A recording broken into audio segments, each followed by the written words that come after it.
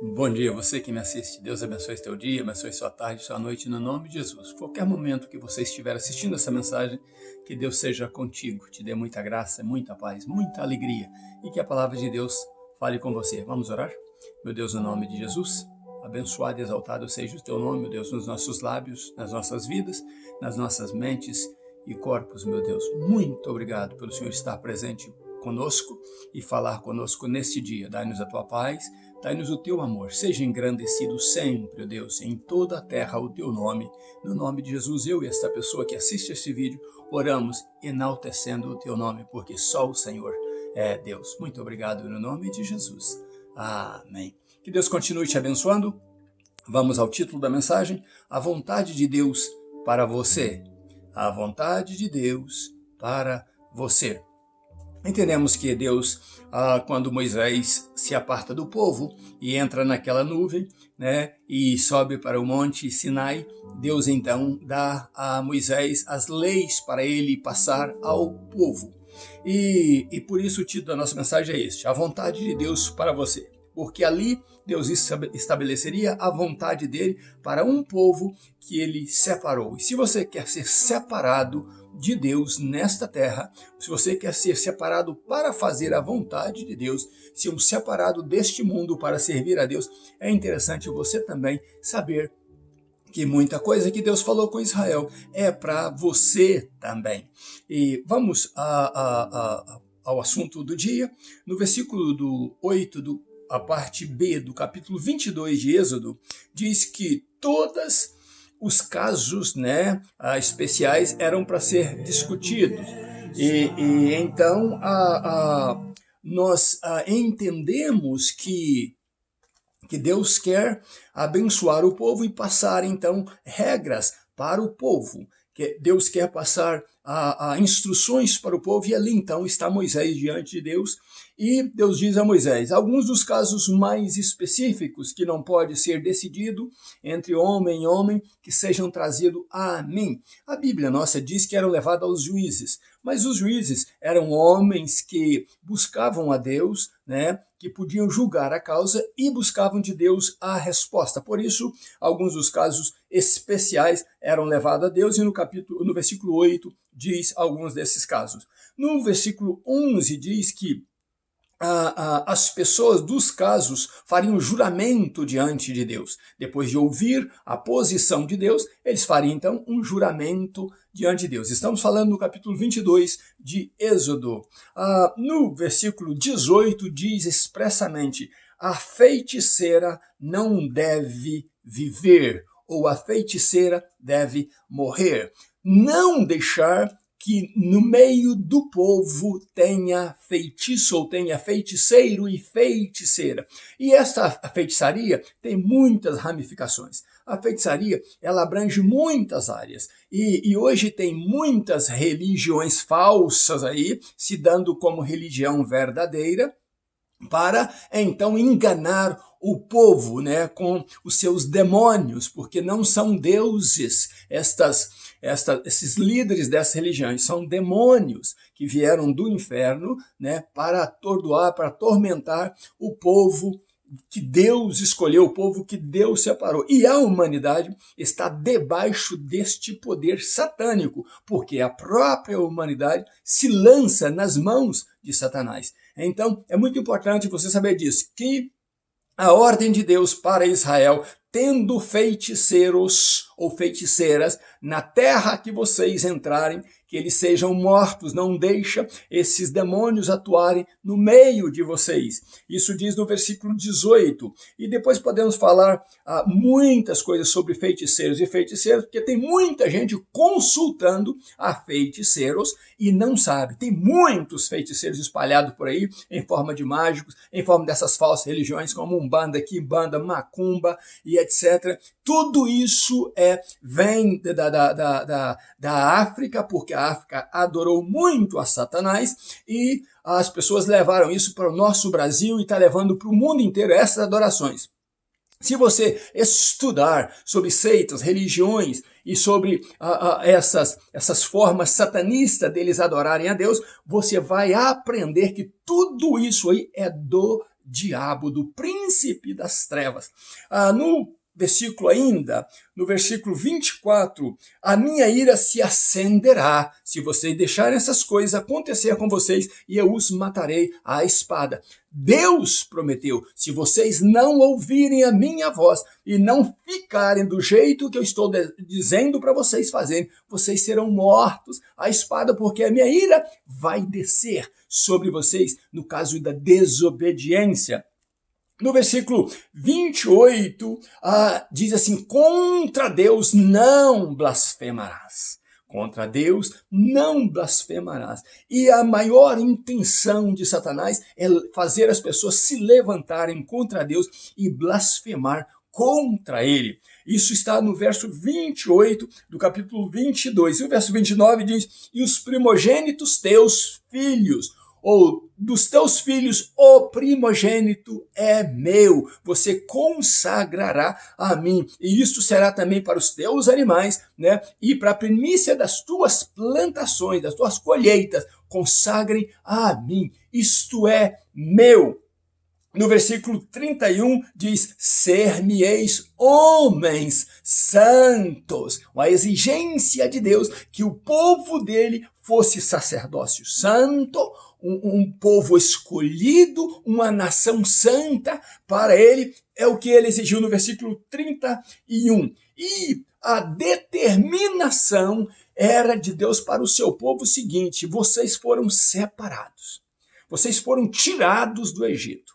Desde Abraão até vocês saírem do Egito, eu trabalhei arrancando-os da idolatria, de pessoas que servem a Satanás, de pessoas que cultuam a falsos deuses que são demônios, e eles tentariam levar vocês. Ontem nós falamos sobre como ter escravos. A Bíblia não é contra ter escravos, mas a Bíblia determina como tem que funcionar entre esse amo e o escravo, entre patrão e trabalhador. E havia uma proteção muito grande para os escravos. Os seus senhores não podiam oprimi-los, não podia surrá-los, não podia arrancar olho deles ou dente deles, e tinha que tratar com dignidade. E naquela época, as pessoas, por questões financeiras, por endividamento, eles se lançavam por um tempo como escravos, principalmente os hebreus, por 6 anos para pagar a dívida,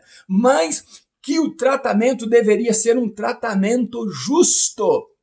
E esses escravos são falados no Velho e no Novo Testamento também. Então, o procedimento, o comportamento do povo deveria ser orientado em todo o tempo por Deus. Por isso não haveria sofrimento, muito pelo contrário, haveria prazer. Os escravos da época poderiam também participar das festas, descansavam no sábado, tinham seus horários para funcionar, e isso era muito bem organizado. Então falamos disso e estamos falando agora sobre como procederia os proprietários de bois, os proprietários de terra, como seria a colheita. Deus determinou tudo correto. Por isso que quando você ora, seja feita a tua vontade, assim na terra como no céu. Você está pedindo a Deus para trazer a vontade dele sobre você. Você está pedindo a Deus para trazer a vontade dele sobre a sua comunidade, sobre a sua cidade, sobre o seu país. Mas qual é mesmo a vontade de Deus? Está estabelecido. Vocês serão homens santos. Vocês serão uma nação santa, uma pessoa santa. Mas,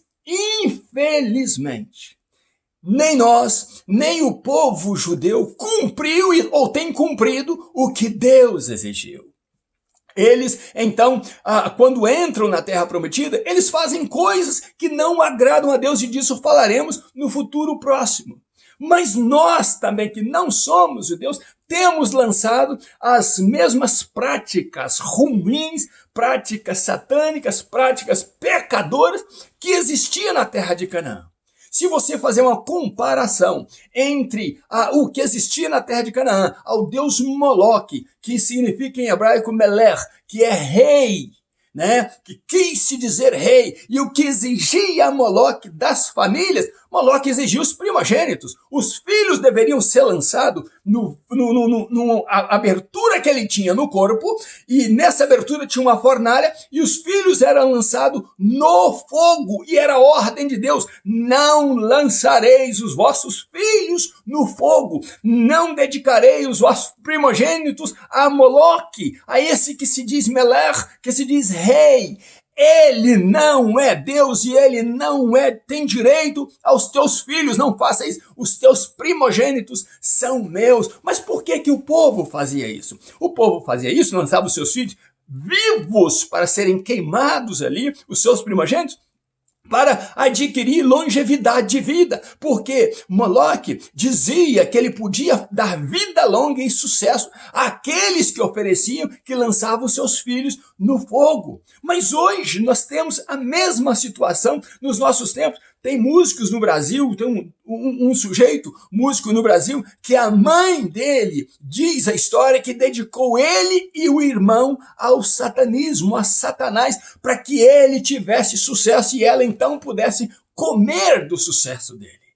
No nosso Brasil isso acontece. Nós tivemos no ano passado, um culto, a Xangô, em Brasília, dedicando o nosso país a Satanás pelo atual presidente.